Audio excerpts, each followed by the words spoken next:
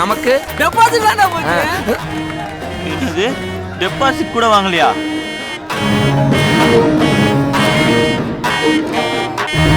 பழமொழி சொல்றேன்னு எதையும் அவசரமா சொல்லிடாத. என் மயன் கண்டிப்பா ஜெயிச்சு வருவான். போகும் தான் போன மாசமே தெரியுமே. போடு போடு. அவன் நகையை அடமான வச்சு கொண்டுருவேண்டா. ஏய், இப்போ நமக்கு தேவை பாஸ் மார்க் கிடையாது, டாஸ் மார்க். போடா லூஸ் மார்க். நட்புடா. ஏய், அவன் 25 வருஷமா கட்சி நடத்துறவனே தோக்குறேன். நம்ம முந்தானத்தை ஆரம்பிச்சோம் தோக்குறதுக்கு. என்னடா எத்தனை ஓட்டுற? ஏப்பா அதை மட்டும் சொல்லிடாதீங்கடா. நான் ஒரு கௌரவமான ஓட்டு வித்தியாசத்தில் தோத்ததான் நினச்சிக்கிறேன். அந்த கௌரவம் அப்படியே இருக்கட்டும். டேய், எல்லாரும் என்னை பார்த்து கேவலமாக ஒரு சிரிப்பு சிரிங்களே.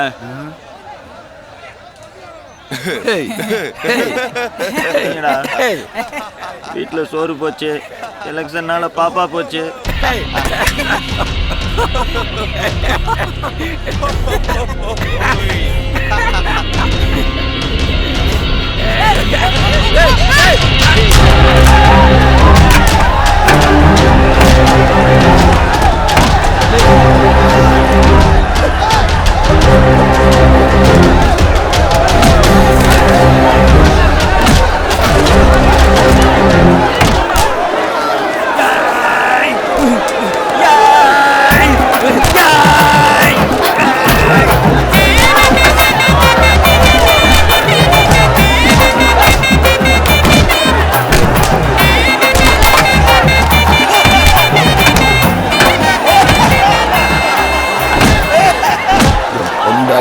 நீங்க அடிச்சிட போறீங்க.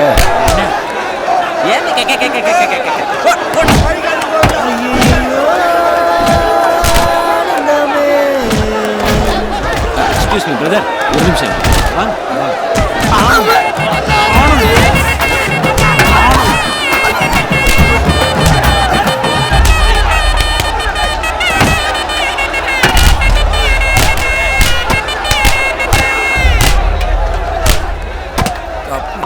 சாமி, மரத்தை வளர்ப்போம், உயிரை காப்போம். அப்பாடி.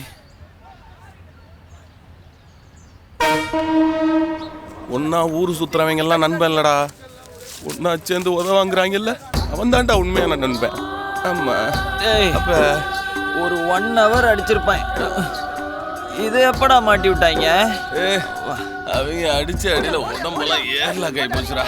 விட்றா, பிரபலம் ஆகணும்னாலே ப்ராப்ளத்தை சந்திச்சு தானே ஆகணும். பாப்பா, ஏய் என்னடா பாப்பா லவ் பண்றங்கிறதுக்கு பாப்பா படம் போட்ட சட்டையெல்லாம் போட்டிருக்க? தெரிஞ்சிச்சா? தெரியுமா?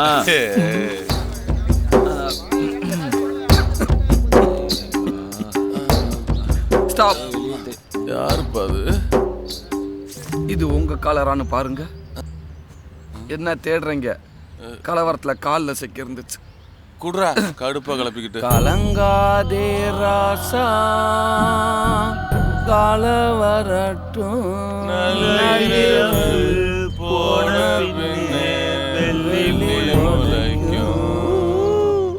தம்பிகளா, நீங்க தானே எலெக்ஷன் தோத்து போனது? நாங்க இல்லையே. இருக்கு பய பிள்ளைங்க. அப்படியே முதுக சொரிஞ்சு விடுறீங்களா? அடிங். கூட்டத்துல ஒருத்தன் என்கிட்ட வசமா சிக்குனாண்டா. அவன் கையை மட்டும் என் வாயில மாட்டிக்கிச்சு. கடிச்சேம்பாரு கடி, நரம்பெல்லாம் நொறுங்கிருச்சு. அவன் கையை மட்டும்தான்டா பார்க்க முடிஞ்சுச்சு. ஆள் யாருன்னு தெரியலடா. அட கறிக்கு வீங்கின வேலை. அந்த கை என் கை தான்டா. நீ தான் கடிச்சியா? ஏன்டா இப்படி ஒரு கொலவெறித்தனமாவோட கடிப்ப? இல்ல மச்சான், கறி நல்லா சரக்கு டேஸ்ட்ல இருந்துச்சா, அதான் டேஸ்ட் பண்ணிட்டேன். என்னடா கவர்ச்சி பட போஸ்ட் மாதிரி வர்றான்? ஓட்டேனிங்களே ஏமாத்தி விட்டாங்கடா. விட்டுறோமா? கண்டுபிடிச்சிட்டோம்ல. ஏய், அப்ப நம்ம ஜெயிச்சிட்டோமாடா? 39 ஓட்டுக்கு 30 ஓட்டுனே எழுதி ஓட்டி விட்டாங்கடா. 39 ஓட்டு வாங்கிட்டீங்களா? நீ இன்னும் சாகலையா? 39 ஓட்டா? ஐயோ, என்னடா இத சொல்லாதீங்கன்னு சொன்னேன். ஓட்டு வாங்க, நாங்க போட்டா டே, நீங்க தேர்தலில் நிக்கணும்னு ஆசைப்பட்டதெல்லாம் நான் பொறுத்துக்கிறேன்டா. ஓட்டு கேட்டு ரோடா போய் நம்ம நிக்காத வாடலாம் கேட்க சொன்னீங்க. பத்தாதக்கு சின்ன பிள்ளை காலெல்லாம் என்னை விழுக சொன்னீங்க. நானும் விழுந்து எந்திரிச்சேன். ஆனால் 39 ஓட்டை வாங்கிட்டு பெட்டியே தூட்டி போயிடுவாங்க. ராத்திரி பூரா தூக்க விடாமல் அடிச்சு டார்ச்சர் பண்ணீங்க பாரு.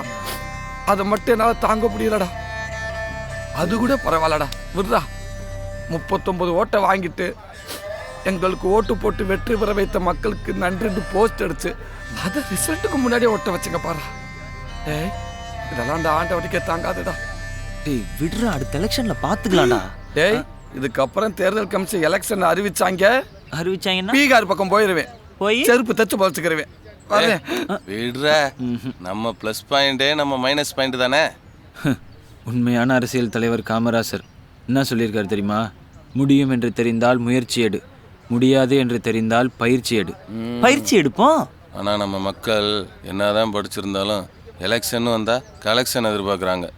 இதெல்லாம் என்னைக்கு மாறுதோ அன்னைக்கு தாண்டா நம்மள மாதிரி இளைஞர்கள்லாம் வர முடியும். தத்துவம்லாம் நல்லாத்தான் இருக்குது. அதெல்லாம் சரி, உங்க அப்பா அம்மா எப்படி சமாளிக்க போறீங்க? ஏய் முருகா, என்னாச்சுப்பா? நம்ம வீட்லயே யாரும் ஓட்டு போடலன்னா அப்புறம் எப்படி ஜெயிப்பாங்க? இதில் ஆரத்தி வர ஜெய். முருகா, நான் உனக்கு தான்ப்பா ஓட்டு போட்டேன். காலையில் போய் ஃபஸ்ட் ஓட்டு நான் தான்ப்பா போட்டேன். நீ எப்படியாவது ஜெயிக்கணுங்கிறத தான்ப்பா ஓட்டு போட்டேன். 4 வருஷத்துக்கு முன்னால் துபாயில் போய் சம்பாதிக்க போகிறேன்னு சொன்னேன். 2 லட்சத்தை கொடுத்தேன், ஏமாற்றிட்டாங்கன்னு வந்து நின்னேன். உள்ளூர்லேயே ஃபைனான்ஸ் பண்ண போகிறேன்னு சொன்னேன், 3 லட்சம் கொடுத்தேன். பணத்தை வாங்கின பாதி பேர் காண போயிட்டாங்கன்னு சொல்லி அந்த துள்ளியும் விட்டு வந்து நின்னேன். அதுக்கப்புறம் ஏதோ கம்பெனிக்கு வேலைக்கு போகிறேன்னு சொன்னேன். நீ போன நேரம் அந்த கம்பெனியை 3 மாதத்தில் இழுத்து மூடிட்டாங்க. 2 வருஷமாக அரசியலில் குதிக்க போகிறேன்னு சொன்னேன். அதுக்கும் காத்துட்டு இருந்தேன். இனிமேல் என்னப்பா பண்ண போகிறேன்? இல்லை நான் தான் உனக்கு என்ன பண்ணணும் சொல்லுப்பா. என்னால் முடிஞ்ச அளவுக்கு உனக்கு சாப்பாடு போகிறேன்ப்பா. இதுக்கு மேலே என் உடம்பு ஒத்துழைக்காது. ஒரு இடத்துல 5 நிமிஷத்துக்கு மேலே என்னால் நிற்க முடியலப்பா. 30,000 ரூபா சம்பாரிச்சா 20,000 ரூபா மருத்துவ செலவுக்கே போகுது. இதுக்கு மேலே நான் உனக்கு என்ன சொல்கிறதுன்னு தெரியலப்பா.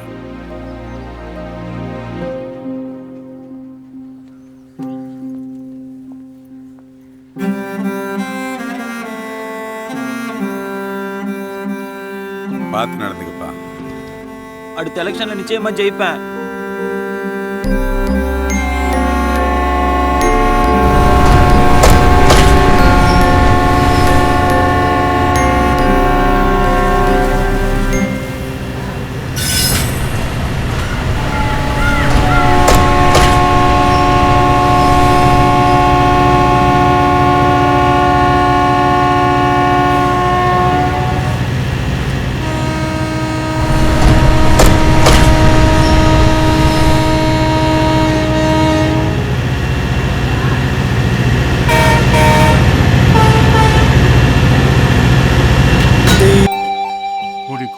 கொண்டுட்டானுங்க. அப்புறாணி பையன் அடுத்தது என்ன தான் கொல்ல போகிறான். அவன் ஒன்றும் மயக்க வந்து விழுந்து சாகலை. கொண்டுட்டீங்கடா பாவிகளா. டேய், எல்லாரையும் வருத்தப்படுத்தி ஒரு வாழ்க்கை வாழ்ந்து என்னத்தடா பிடுங்க போறீங்க? அப்ப சொத்து சேர்த்து வச்சிருக்கான், உட்காந்து கொட்டிக்கலாம் நினைக்கிறியா? எல்லாத்தையும் அனாதை இல்லத்துக்கு எழுதி வச்சுட்டு உன்னே அனாதை ஆக்கிடுவாமா. ஓ, உன் சொத்து வேணாம், ஒரு மண்ணாங்கட்டி வேணாம், போய. ஏய், நான் ஏன்டா போகணும்? நீ போடா. கையடி அடிச்சிருவேன் நானு. அடிச்சிருவியா? அது ஒண்ணுதான்டா பண்ணல, அதையும் பண்ணேன். யோ, கடுப்பா கலப்பாத, மூடிட்டு போயிரு. டேய், நான் மூடிட்டு போறது இருக்கட்டும். அடடா அடடா என்ன? டேய் படுபாவி, யார் மேலடா கைய வைக்கிற? நீ நாசமா போவ. ஏடா அடிச்சவர பாவி, குலதெய்வத்து மேல கைய வச்சிட்டியாடா பாவி. அடிச்சிங்கண்ணா, பாட்டில் எடுத்து வைங்கண்ணே.